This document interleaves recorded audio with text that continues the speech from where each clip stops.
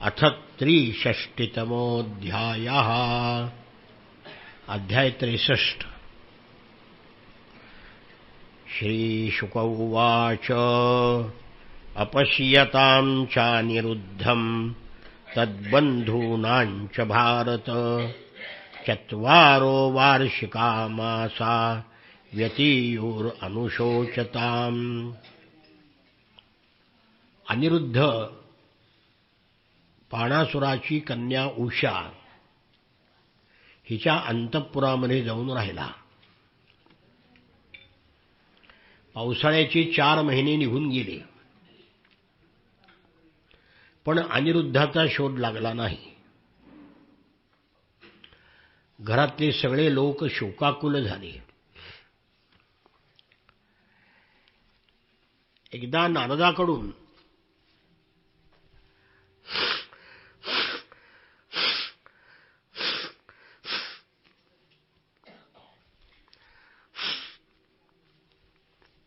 श्रीकृष्णाला कळलं की अनिरुद्धाला बाणासुराने कैद केलेला आहे। म्हणून यादवांचं प्रचंड सैन्य घेऊन भगवान श्रीकृष्ण आणि बलरामांनी शोणितपुरावर हल्ला केला। प्रद्युम्न, सात्यकी, गद, सांब, सारण, नंद, उपनंद, भद्र हे सगळे यादवांचे सेनापती पुत्र आणि 12 अक्षौणी सैन्य घेऊन शोणितपुरावर चाल केली। नगराच्या बाहेरची उद्यान, तट, बुरुज, गोपुर यांची तोडफोड करू लागली सेना। बाणासुराला कळल्यावर तोही 12 अक्षौणी सैन्य घेऊन युद्धाला आला। बाणासुराच्या बाजूने भगवान शंकर युद्धाला आले। नंदीवर बसून शिवगणासह आपला मुलगा कार्तिकेय याच्यासह भगवान शंकर कृष्णाशी युद्ध करायला लागले। आसीत् सुतुमुलं युद्धम् अद्भुतं रोमहर्षणं कृष्णशंकरयोः राजन् प्रद्युम्न गुहयोरपि। परीक्षित राजा, ते युद्ध शंकराचं आणि कृष्णाचं इतकं अद्भुत आणि घनघोर झालं की ते पाहून अंगावर रोमांच उठले। भगवान श्रीकृष्णाचं शंकराशी युद्ध झालं, प्रद्युम्नाचं आणि कार्तिकेयाचं युद्ध झालं,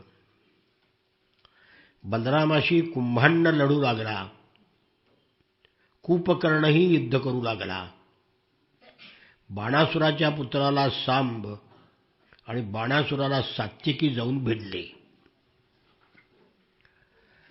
हे अभूतपूर्व युद्ध पाहण्याकरता आकाशामध्ये देव, ऋषी, सिद्ध, चारण, गंधर्व, अप्सरा, यक्ष आकाशामध्ये बसून हे पाहू लागले।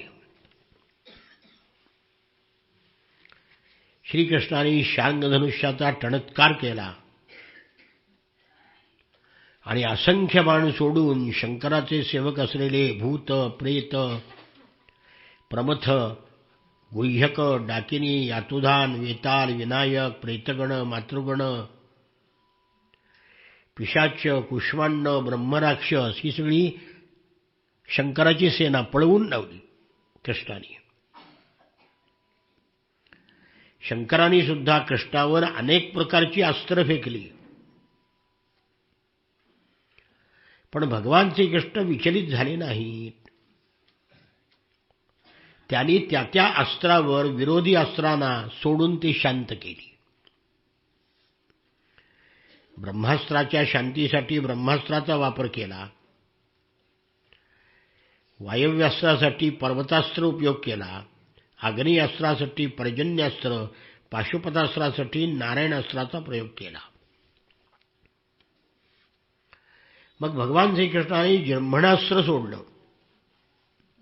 जिह्मण म्हणजे जांभया। त्या अस्त्राने शंकराला जांभया येऊ लागल्या आणि त्या काळामध्ये भगवंतानी तलवार गदा बाणांनी बाणासुराच्या सेनेचा संहार केला. इकडं प्रद्युम्नानी बाणाच्या वर्षावानी कार्तिकेयाला घायाळ केलं. त्याच्या अंगातून रक्त वाहू लागलं. रणांगण सोडून तो मयुरावर बसून निघून गेला. बलरामानी आपल्या मुसळाच्या प्रहाराने कुंभांड आणि कुंभकर्ण यांना घायाळ केलं.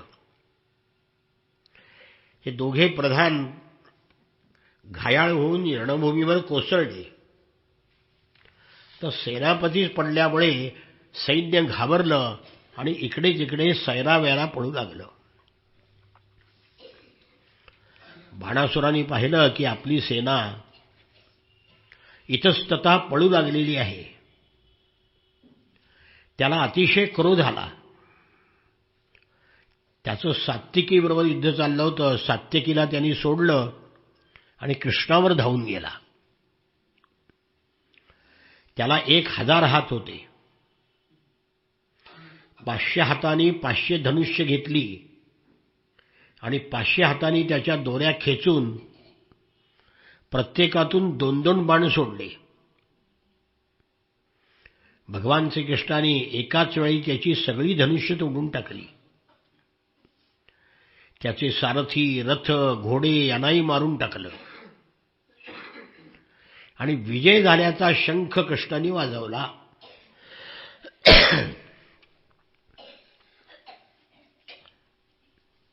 बाणासुराला मारणार. इतक्यात बाणासुराची आई होती, धर्ममाता होती ती, तिचं नाव कोटरा. ती बाणासुराला वाचवण्याकरता पुढे आली आणि कृष्णाच्या समोर केस मोकळे सोडून नग्न अवस्थेमध्ये उभा राहिली. भगवंतानी तिला पाहिलं आणि दृष्टी मागं केली. आपली दृष्टी तिच्यावर पडू नये म्हणून तोंड फिरवलं. कारण सभ्यता आहे, कोणत्याही स्त्रीला अशा अवस्थेमध्ये पाहू नये. आपण टीव्हीवर रोज पाहतो, हा भाग वेगळा. पण भगवान हे शिष्टाचार आहे ना. हा तोंड फिरवलं त्यांनी. तेवढ्यात बाणासूर धनुष्याने रथ मोडल्यामुळे आपल्या नगरामध्ये पळून गेला. शंकराचे भूतगण इकडे तिकडे विखुरले गेले. त्या 3 मस्तक आणि 3 पायाचा एक ज्वर 10 दिशा जाळत कृष्णावर धावत आला. आपल्याकडे धावत आलेला ज्वर भगवान श्रीकृष्णांनी पाहिला आणि आपला ज्वर सोडला.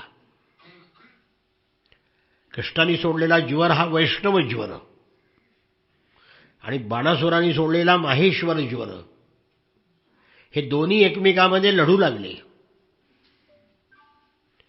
वैष्णव ज्वराच्या तेजाने माहेश्वर ज्वर हवालदिल होऊन रडू लागला, भयभीत झाला. त्याला कुठेही आश्रय मिळाला नाही म्हणून तो कृष्णाला शरण आला. ज्वर उवाच नमामि त्वानन्तशक्तिं परेशं सर्वात्मनं केवलं ज्ञप्तिमात्रं विश्वोत्पत्तिस्थानसंरोधहेतुं यत्तद्ब्रह्म ब्रह्मलिंगं प्रशांतम्. त्या माहेश्वर ज्वरानी श्रीकृष्णाची प्रार्थना केली की हे प्रभो, आपली शक्ती अनंत आहे. आपण परमेश्वर आहात, अद्वितीय आहात, ज्ञानस्वरूप आहात, उत्पत्ती स्थिती संहार याचं कारण आहात. श्रुती म्हणजे वेद आपलंच वर्णन करतात. आपण विकाररहित असे ब्रह्म आहात. हे जग म्हणजे सगळी आपली माया आहे. आपण मायेच्या पलीकडचे आहात. मी आपल्याला शरण आलो आहे. साधू लोक मर्यादेचं पालन करतात, त्यांचं आपण रक्षण करता आणि उन्मत्त हिंसक असुरांचा संहारही करता. आपला अवतार पृथ्वीवरचा भार उतरवण्याकरता झाला आहे. हे प्रभो, आपल्या उग्र भयानक दुस्सह अशा वैष्णव ज्वरांनी मी तप्त होऊ लागलो आहे. आपल्या चरणकमलाला मी शरण आलो आहे. माझा ताप दूर करावा. ही प्रार्थना केल्यामुळे भगवान प्रसन्न झाले. श्री भगवान उवाच त्रिशरस्ते प्रसन्नोऽस्मि व्योतु ते मज्वरात् भयम् यो नौ स्मरति संवादम् तस्य त्वन्न भवेद् भयम्.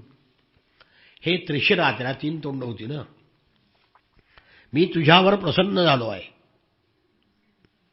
आता माझ्यापासून तुला भय नाही. जो कोणी तुझ्या आणि माझ्या संवादाचं स्मरण करेल त्याला दोन्ही ज्वरापासून त्रास होणार नाही. श्रीकृष्णाने असं म्हटल्यावर माहेश्वर ज्वर प्रणाम करून निघून गेला. तोपर्यंत बाणासूर नगरामध्ये जाऊन पुन्हा शस्त्र घेऊन रथावर बसून लढायला आला. बाणासुराने आपल्या 1000 हातामध्ये हजारो शस्त्र घेतली आणि अत्यंत क्रोधाने भगवंतावर बाणांचा वर्षाव करू लागला. श्रीकृष्णाने सतत अस्त्र फेकणाऱ्या बाणासुराचे हात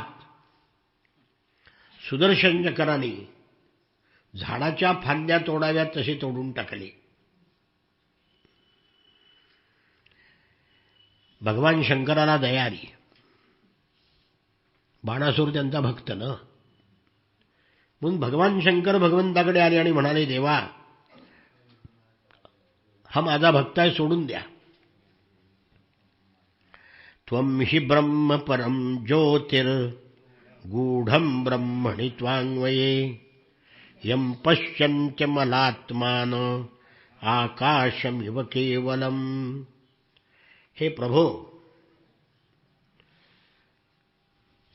आपण वेदमंत्रामध्ये असलेले गुप्त असणारे असे परमज्योती स्वरूप परब्रह्म आहात. शुद्ध हृदयाचे महात्मे आपला साक्षात्कार हृदयामध्ये करून घेतात. आकाश आपली नाभी आहे, अग्नी मुख आहे, पाणी वीर्य आहे, स्वर्ग मस्तक आहे, दिशा कान आहेत, पृथ्वी चरण आहे, चंद्र मन आहे, सूर्य नेत्र आहे आणि मी शिव आपला अहंकार आहे. समुद्र आपलं पोट आहे, इंद्र आपले हात आहेत, वनस्पती रोम आहेत, मेघ म्हणजे केस आहेत, ब्रह्मदेव बुद्धी आहे, प्रजापती लिंग आहे, धर्म हृदय आहे. अशा प्रकारचे विराट पुरुष आपण आहात. आपण अखंड ज्योतिस्वरूप आहात. आपला अवतार जगाचं रक्षण करण्याकरता आहे. जगाचं कल्याण व्हावं यासाठी आपण आहात. आपण आपल्या प्रभावाने जगाचं पालन करीत आहात. आपल्यामध्ये सजातीय विजातीय असा भेद नाही. आपण एकमेवाद्वितीय आदिपुरुष आहात. समाधी अवस्थेतली तुर्येचं तत्व आपण आहात. स्वयंप्रकाश आहात. वेगवेगळ्या रूपाने आपण वेगवेगळ्या लोकांना प्रतीत होता. सूर्य आपली छाया असलेल्या ढगांनी झाकला जातो आणि तो ढगाला आणि वेगळ्या रूपांना प्रकाशितही करतो. तसं आपण जीवांना प्रकाशित करता, पण सत्वरजतमानी झाकलेही जाता. आपल्या मायेनं लोक मोहित होतात. घर दार पुत्र देह विषय यामध्ये आसक्त होतात. त्यामुळे दुःख पावतात. दुःखरूपी समुद्रामध्ये गटांगळ्या घातात. देवा, मनुष्य जन्म मिळून सुद्धा जो तुमच्या चरणकमलाचा आश्रय घेत नाही तो स्वतःला फसवतो. सर्व प्राण्याचे आपण आत्मा, प्रियतम आणि ईश्वर आहात. आपल्याला जो मनुष्य सोडतो आणि तुच्छ विषयामध्ये रमतो तो अमृत सोडून विष प्राशन करतो. मी ब्रह्मदेव देवता आपल्याला शरण येतो. आपण जगताची उत्पत्ती स्थिती लय याचे कारण आहात. जन्ममृत्यूच्या चक्रातून सुटण्याकरता आम्ही आपल्याला प्रार्थना करतो. देवा, भगवान शंकर म्हणतात, बाणासूर माझा परममित्र आहे, कृपेला पात्र झालेला सेवक आहे. मी याला देवा अभय दिला आहे. शिवाय हा प्रल्हादाच्या वंशातला आहे आणि प्रल्हादाच्या वंशावर आपली कृपा आहे, तशी कृपा याच्यावरही असावी. प्रल्हादाला आपण वर दिलाय, तुझ्या वंशातल्या कुणालाही मी मारणार नाही म्हणून. असं भगवान शंकरांनी श्रीकृष्णाची प्रार्थना केली. श्री भगवान उवाच यदाथ भगवन् स्वं नः करवाम प्रियं तव भवतो यद्व्यवसितं तन्मे साध्वनुमोदितम्. भगवान श्रीकृष्ण म्हणाले,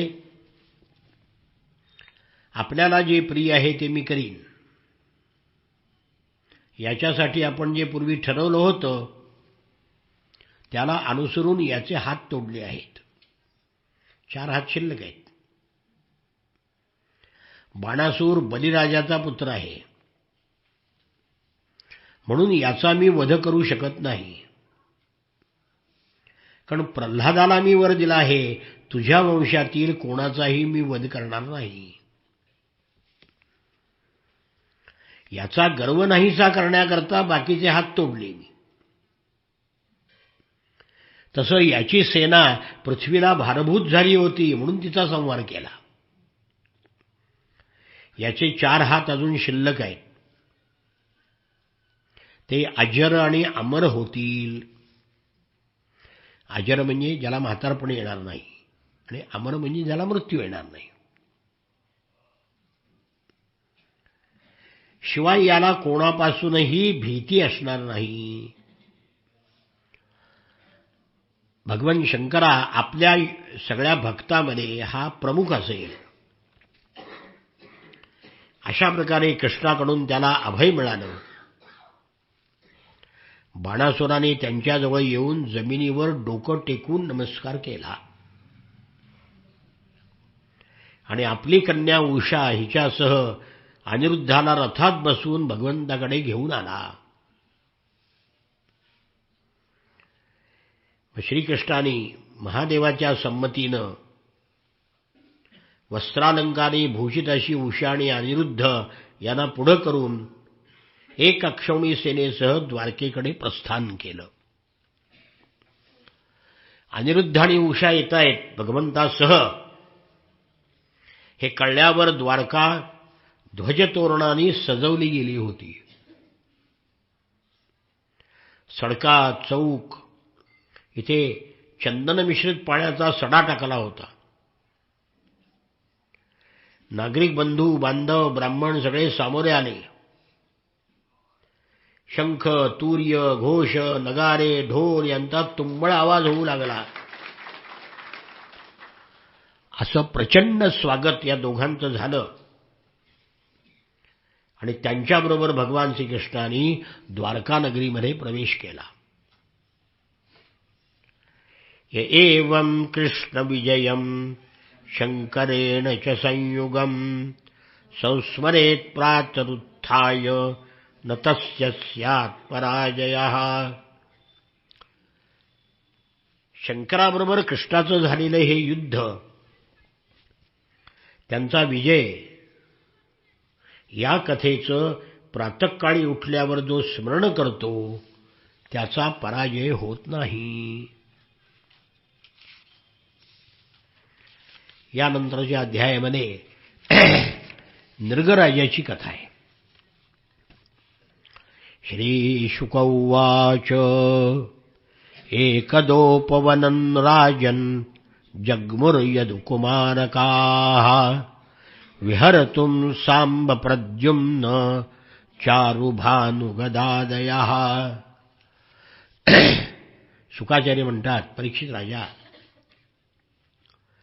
एके दिवशी कृष्णाचे पुत्र सांब, प्रद्युम्न, चारुभानू, गद, गद हा भाऊ आहे, हे यदुवंशी राजकुमार फिरण्याकरता एका उपवनामध्ये गेले आणि बागेमध्ये खेळू लागले.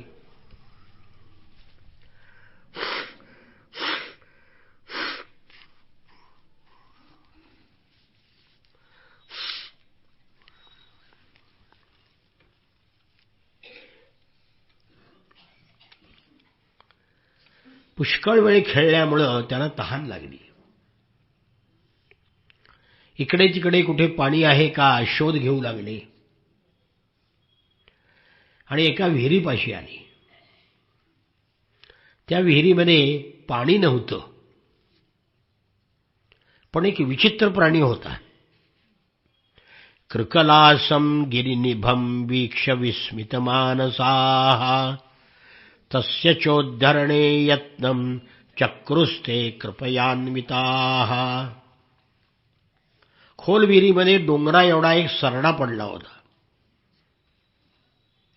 तो प्रचंड सरडा पाहून ते आश्चर्यचकित झाले.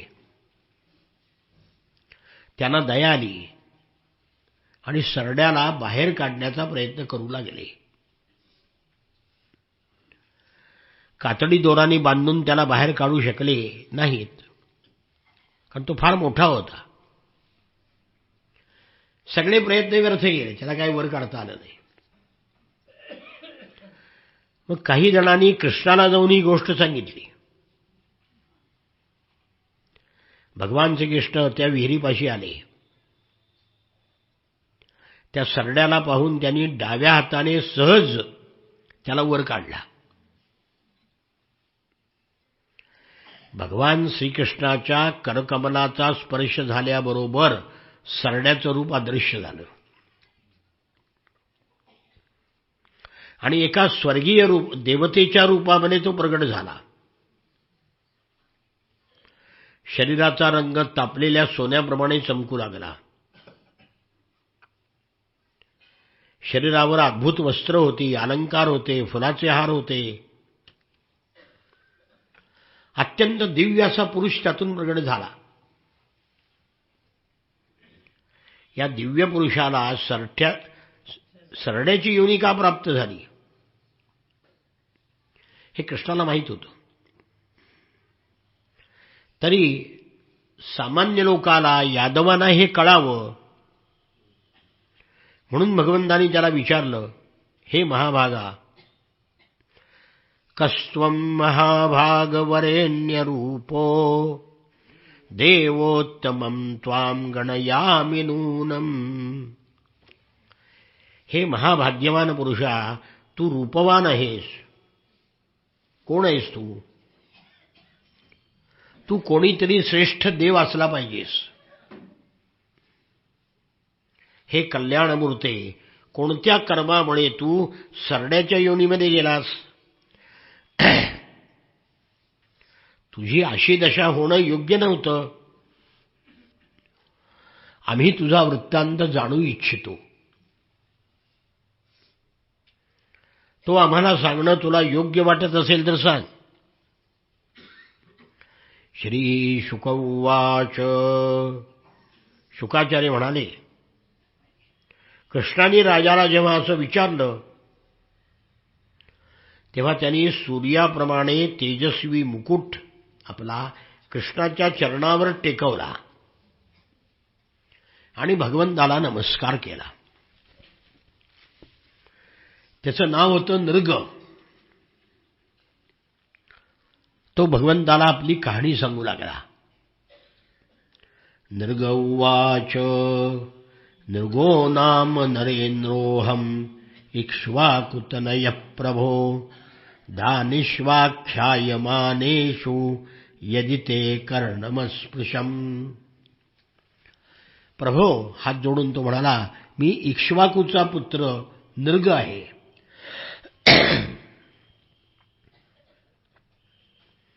एखाद्याने दानशूर पुरुषांचा उल्लेख जर केला तर माझं नाव दानशूर पुरुषांच्या यादीमध्ये लोक घेतात. देवा, आपल्याही कानावर माझं नाव ऐकलं असेल उदाहरण म्हणून. हे प्रभू, आपण सर्वांच्या अंतःकरणाचे साक्षी आहात. काळाचा पडदा आपल्या ज्ञानामध्ये बाधा आणू शकत नाही. आपल्याला अज्ञात असं काहीही नाही. तुम्हाला माहिती आहे मी कोण आहे, काय झाले, कशाला आलो, सगळं माहिती आहे. तरी पण आपली आज्ञा म्हणून सांगतो. हे भगवन, यावत्यस्सिकता भूमेर्यावत्यो दिवितारकाः यावत्यो वर्षधाराश्च तावतीरददा वदांस्मगाः. भगवंता, पृथ्वीवर जेवढे धुळीचे कण आहेत, आकाशामध्ये जितके तारे आहेत, पावसाळ्यामध्ये पावसाच्या जेवढ्या धारा पडतात, तितक्या असंख्य गायी मी दान दिल्या. आणि त्या गायी म्हणजे मरतुकड्या नाहीत, आपल्या दारात मरायची, ती ब्राह्मणाच्या दारात मरा म्हणून दान दिली. मग त्या गायी दुधाळ, तरुण, साध्या, मारकी गाय म्हणून दान दिली म्हणजे ब्राह्मणाला. साधी, गरीब, सुलक्षणी, कपिला आणि न्यायाने मिळवल्या धनानी प्राप्त केलेल्या, चोरून आणलेल्या नाहीत. सवत्स, शिंग सोन्याने मढवलेली, खूर चांदीने मढवलेली, अंगावर रेशमी वस्त्र घातलेली, दागिन्याने सजवलेले, अशा गायी असंख्य दान दिल्या. जे आणि कुणाला दिल्या? हो, चांगलं दान चांगल्या माणसाला दिलं पाहिजे ना. भिकाऱ्याला दान देणं हा दानधर्म नाही, कारण भिकाऱ्याचा धंदा येतो. लक्षात आलं? भिकाऱ्याचा धंदा आहे, त्यांना दान देणं हे अयोग्य दान आहे. ते तुमचं दान घेतात आणि लगेच दारू प्यायला जातात. ती अपात्री दान असतं कामा नये, सत्पात्री दान पाहिजे. देशे काले च पात्रे च तद्दानम सात्विकम स्मृतम, गीतेने सांगितले. योग्य ठिकाणी योग्य माणूस बघून आणि योग्य काळी जे दिलेलं दान आहे ते सात्विक आहे. ह्या गायी कोणाला दान दिलाय मी? श्रेष्ठ ब्राह्मणाला, सद्गुणी, शीलसंपन्न आणि कुटुंब पोषणाला असमर्थ म्हणजे गरीब, सत्यशील, तपस्वी, वेदपाठी, शिष्यांना विद्यादान करणारे, चारित्र्य संपन्न आणि तरुण, अशा ब्राह्मणांना गायी दान केल्या. असा ब्राह्मण शोधायचा झाला तर गायी दानच करता येणार नाही.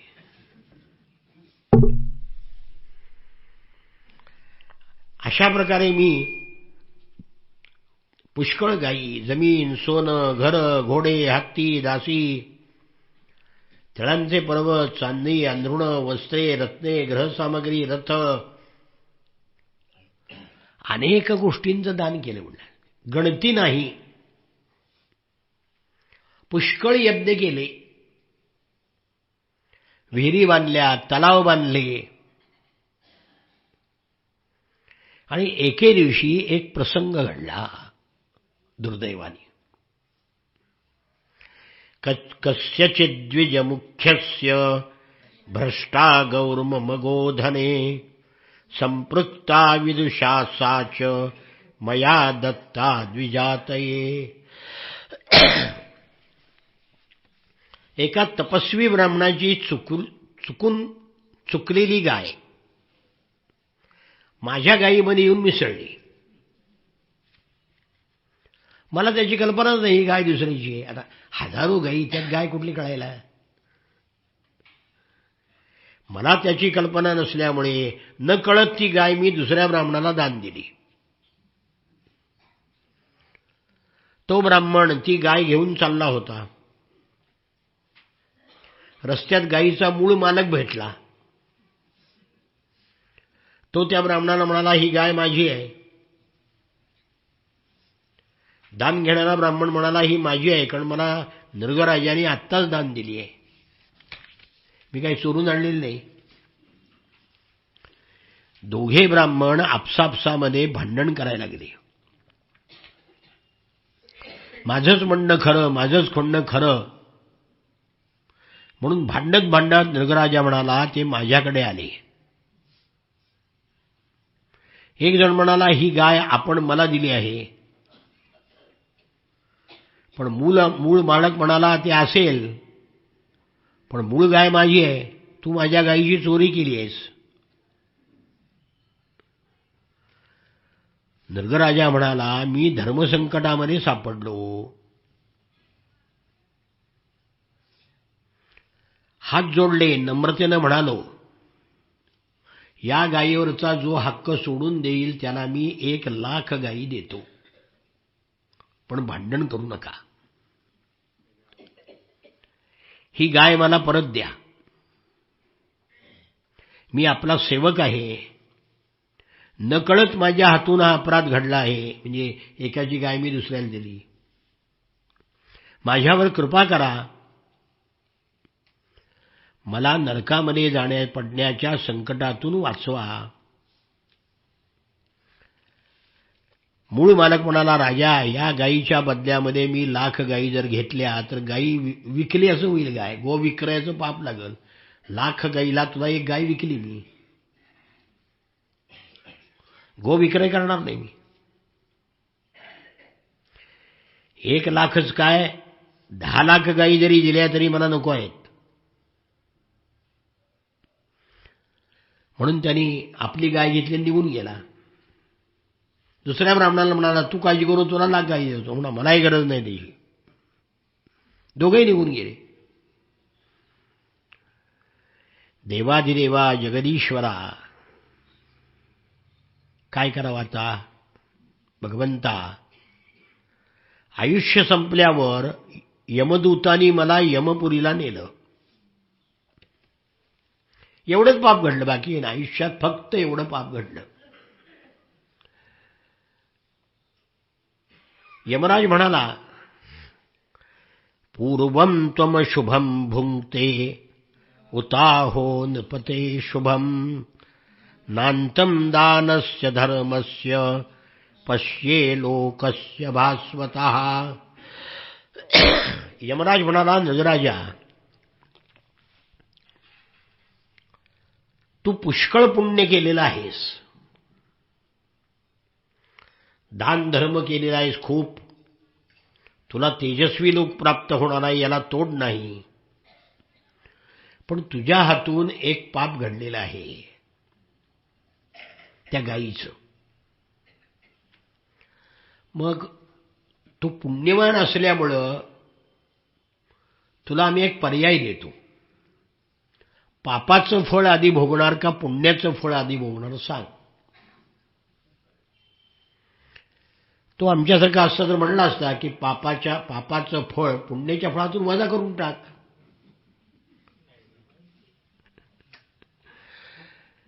पण पुण्याच्या फळातून पापाचं फळ वजा होत नाही, दोन्हीचंही फळ वेगळं भोगावं लागतं. वजाबाकी होत नाही.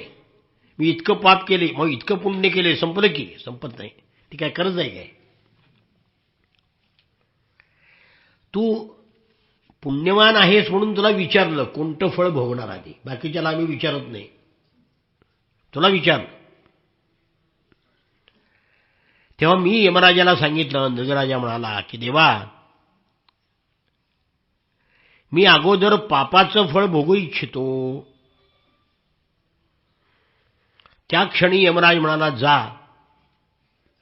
सरड्याच्या जन्माला जाशील. म्हणून मी सरडा झालो. प्रभो मी ब्राह्मणाचा सेवक दानशूर आपला भक्त होतो, आपलं दर्शन व्हावं अशी उत्कट इच्छा होते.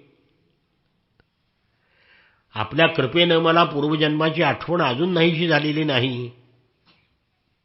आपण परमात्मा आहात, शुद्ध अंतःकरणाचे योगेश्वर आहात. स्वतःच्या हृदयात तुम्ही आपलेच ध्यान करीत असता. सरडा होण्याच्या मोठ्या दुःखामुळे मी विवेकहीन झालो असताना सुद्धा देवा तुम्ही माझ्या दृष्टीसमोर प्रगट झालात. संसारातून सुटण्याची जेव्हा वेळ येते तेव्हा आपलं दर्शन होतं. आपलं दर्शन मला झालं आहे.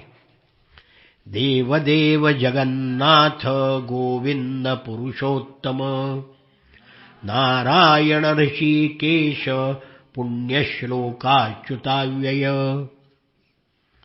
किती नाव आहेत? हे देवदेवा, हे पुरुषोत्तमा, हे गोविंदा, हे अविनाशी अच्युता, हे पवित्र कीर्ते, हे नारायणा, हे ऋषिकेशा, हे प्रभो.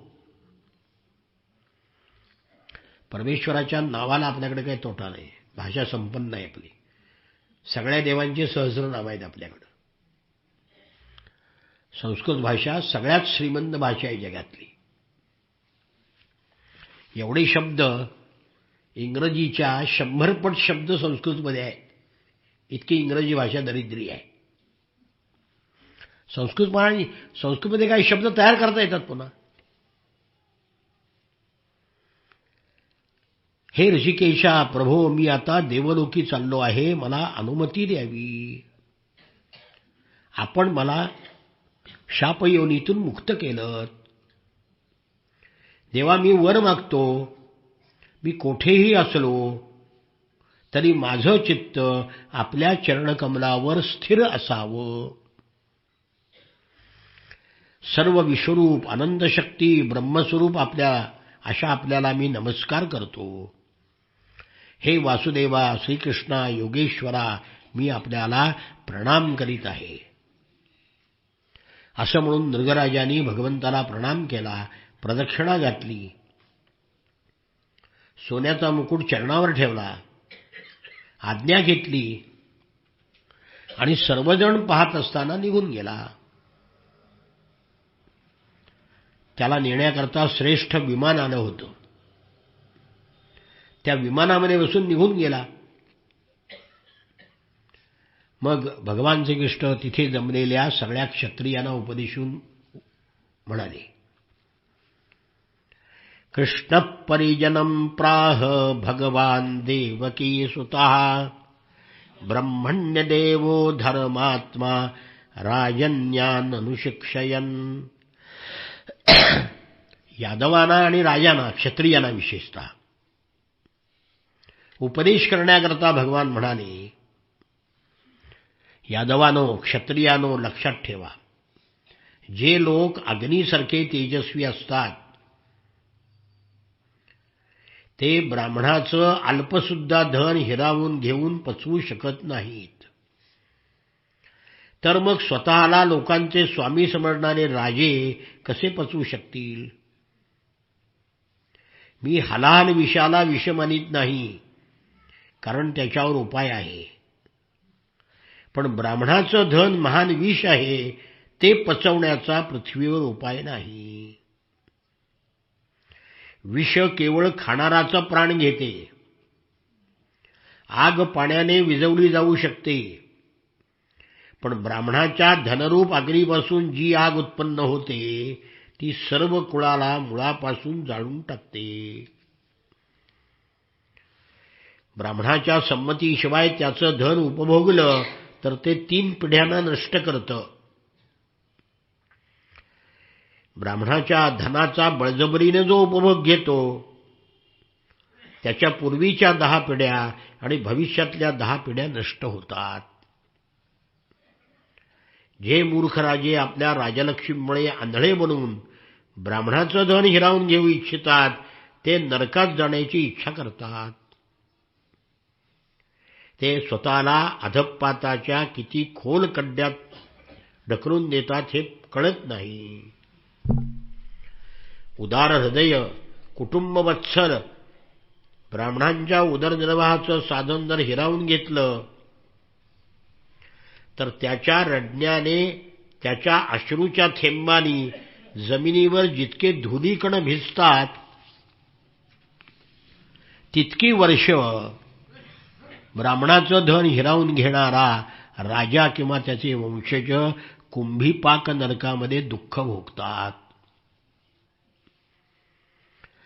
जो माणूस आपण किंवा दुसऱ्यांनी ब्राह्मणाला दिलेली वृत्ती हिरावून घेतो तो 60,000 वर्ष विष्ठेतील किडा होतो. म्हणून मला वाटतं की ब्राह्मणाचे धन नजरचुकीने सुद्धा माझ्या खजिन्यात येऊ देऊ नये. जे लोक ब्राह्मणाच्या धनाची इच्छा करतात ते या जन्मामध्ये अल्पायुषी, शत्रूकडून पराभूत, राज्यभ्रष्ट होऊन जातात आणि मृत्यूनंतर दुसऱ्याला त्रास देणारे साप होतात. म्हणून माझ्या आप्तानो, ब्राह्मणांनी जरी अपराध केला तरी त्याचा द्वेष करू नका. त्यांनी जरी मारलं तरी पुष्कळ शिवाय शाप दिले तरी तुम्ही त्यांना नमस्कार करा. मी जसा सावध राहून वेळोवेळी ब्राह्मणांना नमस्कार करतो त्याप्रमाणे तुम्ही करा. हे असे करणार नाहीत तर त्यांना मी शिक्षा करीन. नकळत का होईना ब्राह्मणाचं धन हिरावून घेतलं तर घेणाराचा अधपात होतो. तसा ब्राह्मणाच्या गायीमुळं नृगराजाला सरठ योनीमध्ये जावं लागलं.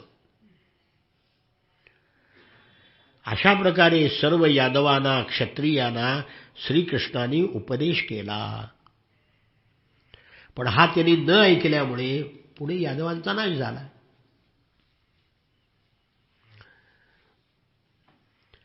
त्या सांबाला गरोदर स्त्रीचं रूप देऊन हिला काय होईल म्हणून ब्राह्मणाची टिंगल करायला गेले. ब्राह्मणाने शाप दिला, मुसळ होईल आणि तुमच्या कुळाचा नाश होईल. यानंतर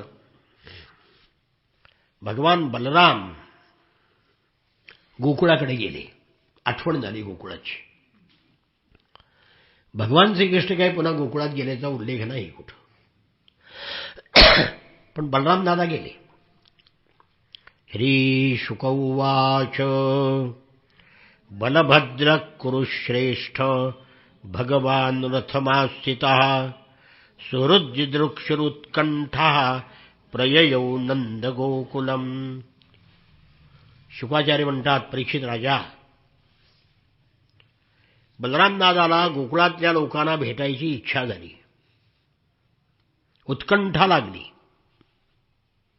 म्हणून रथावर स्वार होऊन ते गोकुळामध्ये गेले. गोप आणि गोपी सुद्धा त्यांना भेटायला पुष्कळ दिवस उत्सुक होते. बलराम दादा आल्याचं पाहून सर्वांनी त्यांना आलिंगन दिलं. नंद यशोदेला नमस्कार केला. त्याने आशीर्वाद दिला आणि त्याचं स्वागत केलं. चिरं न पाहि दाशार्ह सानुजो जगदीश्वरः इत्यारोप्यांकमालिंग्य नेत्रैसी शुतुतर्जलैः. बलरामा, तू जगदीश्वर आहेस, कृष्णाचा धाकटा भाऊ आहेस. सतत आमचं रक्षण करीत राहा. म्हणून नंद यशोदेने त्याला मांडीवर घेऊन आलिंगन देऊन आपल्या प्रेमाश्रूंनी भिजवलं. ज्येष्ठ गोपांना बलरामाने नमस्कार केला. कनिष्ठ गोपांनी बलरामाला नमस्कार केला. आपलं वय, मैत्री, संबंध यानुसार सर्वांना भेटले. कोणाशी हस्तांदोलन केलं, कोणाला खूप हसवलं. विश्रांती घेऊन बलराम दादा निवांत बसले.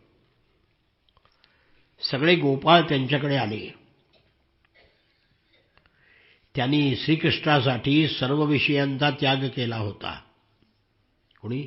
गोपाळांनी.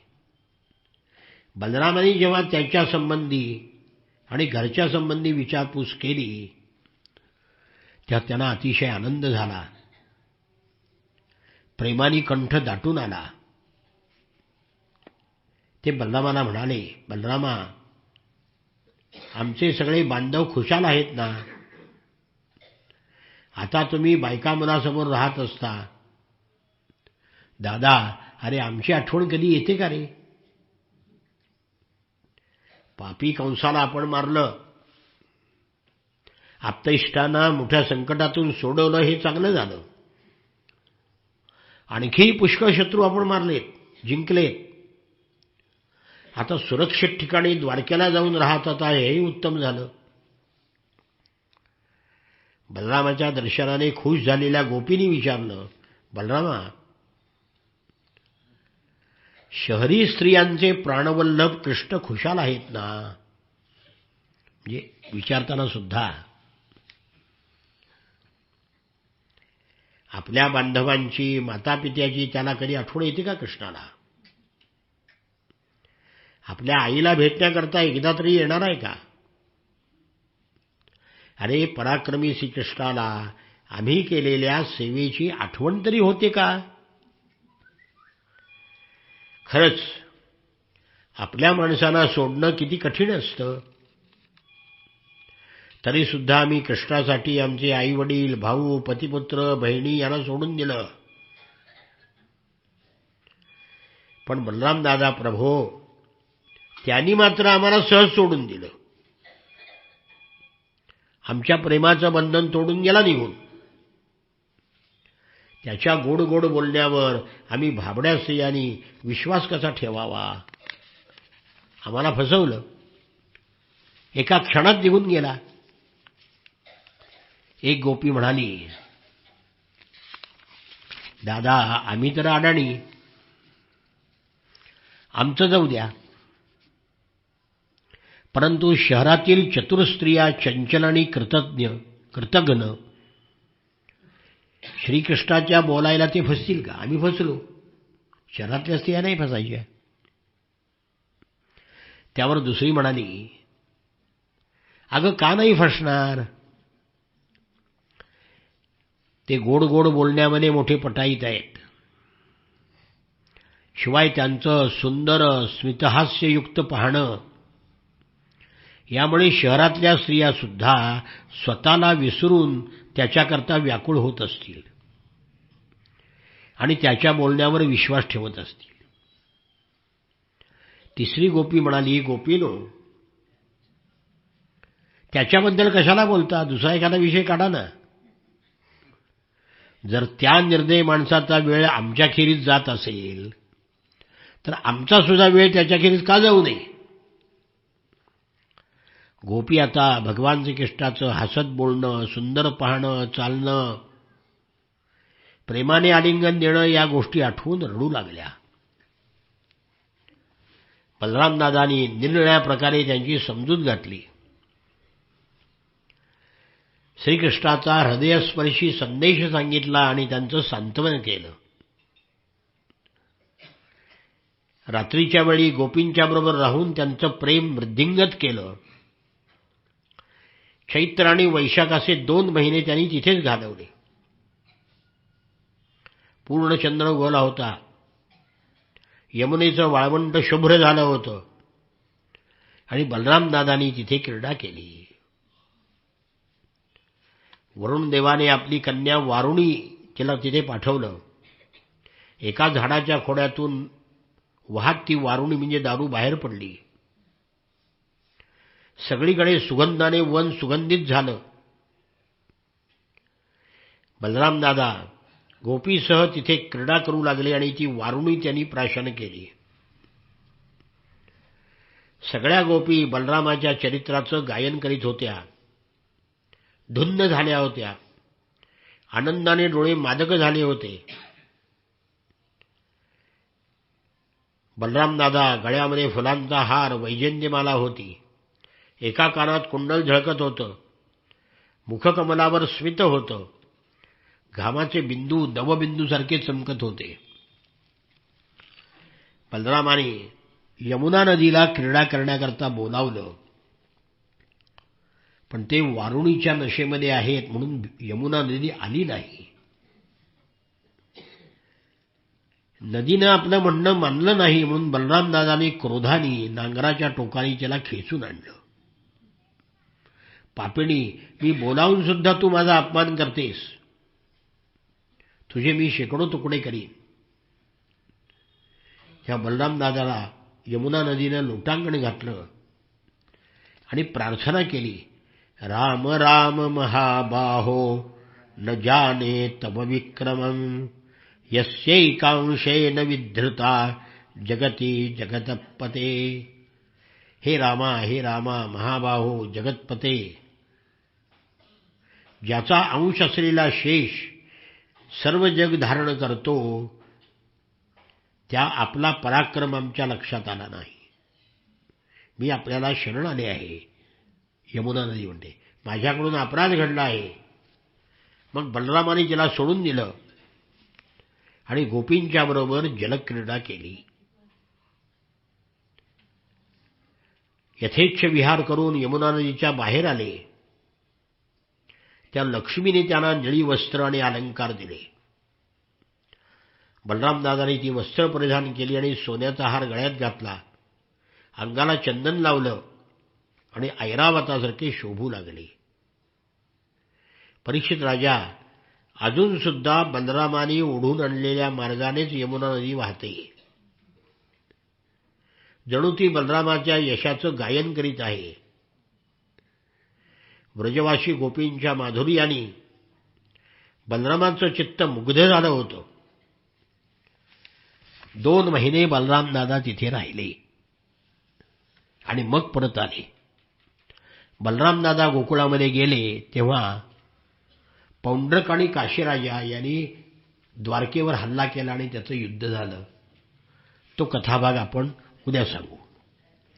कार्तिक मास ना, आज सुरू आहे ना.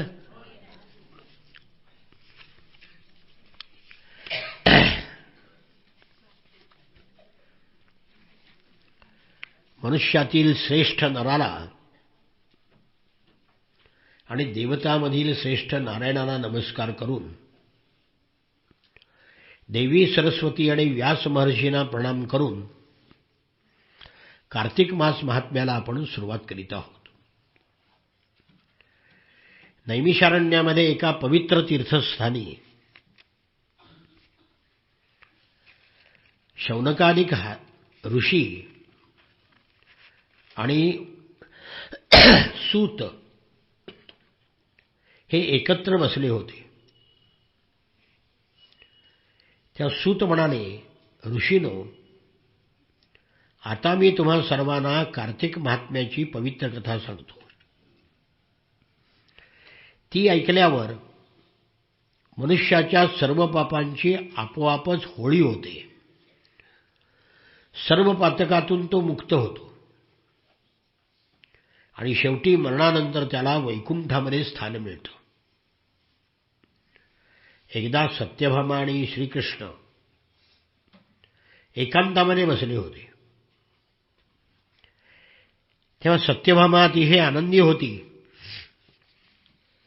ती कृष्णाला म्हणाली, नाथ, आपल्याशी विवाह करून माझ्या जीवनाचे सार्थक झाले.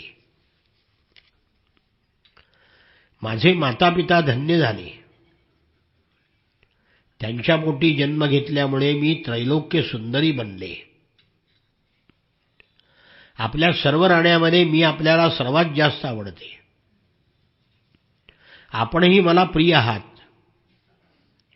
माझ्याकडून श्री नारदांना आपणच कल्पवृक्षाचं दान केलं. तो समारंभ यथाविधी झाल्यामुळे मला अतिशय आनंद होत आहे. तोच कल्पवृक्ष पारिजातकाच्या रूपाने माझ्या अंगणामध्ये सदैव बहरतो आहे. हे गूढ जगातल्या कोणत्याही स्त्रीला माहीत नाही. त्या स्वामी, आता मी आपल्याला असं विचारते की माझं हित आणि उर्वरित जीवन हे कशात आहे? आपलं माझ्यावर खरोखर प्रेम असेल तर आपण ते विस्तारपूर्वक मला सांगावं. ते हितकारक कृत्य मी केलं तर मला निश्चित खात्री आहे की आपली आणि माझी कल्पांतापर्यंत ताटातूट होणार नाही. सत्यभामेचं हे अंतःकरणपूर्वक असलेलं भाषण भगवान श्रीकृष्णाने ऐकलं. त्याला खूप आनंद झाला. त्यांनी किंचित स्मितहास्य केलं आणि सत्यभामेला बरोबर घेऊन अंगणातल्या कल्पवृक्षापाशी आले व ते म्हणाले, हे प्रिये सत्यभामे, 16,000 स्त्रियांमध्ये तूच मला माझ्या प्राणाहून प्रिय आहेस.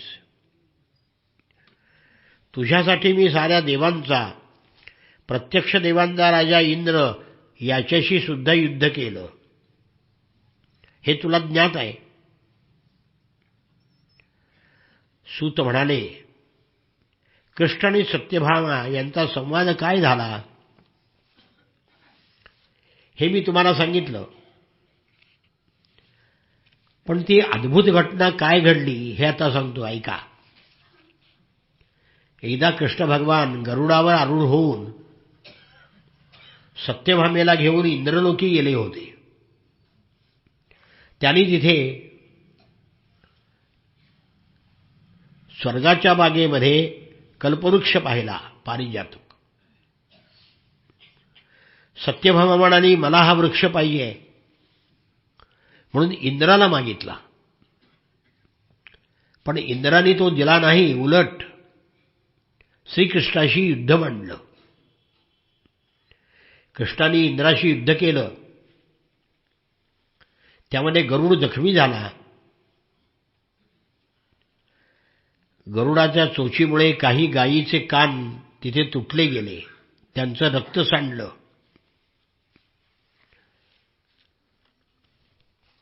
गरुडाचाही कान आणि थोडासा पंख तुटला गेला. त्याच्या तुटक्या कानातून तंबाखू निर्माण झाली, तुटक्या पंखातून कोबी निर्माण झाली आणि रक्तापासून मेंदी निर्माण झाली. म्हणून या पदार्थांचं जो सेवन करतो त्याला मोक्षाची प्राप्ती होत नाही. तंबाखू खाणाऱ्यांनी लक्षात ठेवा. गायीच्या शिंगामुळे गरुडाची 3 पिसे पृथ्वीवर पडली. त्या 3 पिसापासून मोर, चकवा आणि चकवी असे 3 पक्षी निर्माण झाले. त्यांचे ओझरते दर्शन झाले तरी गरुडाच्या दर्शनाचे फळ प्राप्त होते. त्यानंतर कृष्ण म्हणाले, हे प्रिये, आजपर्यंत मी तुझी प्रत्येक इच्छा पूर्ण केली. तू जे जे मागितलंस ती ती वस्तू मी तुला दिली. तू सांगितलेलं प्रत्येक काम आजवर मी केलं.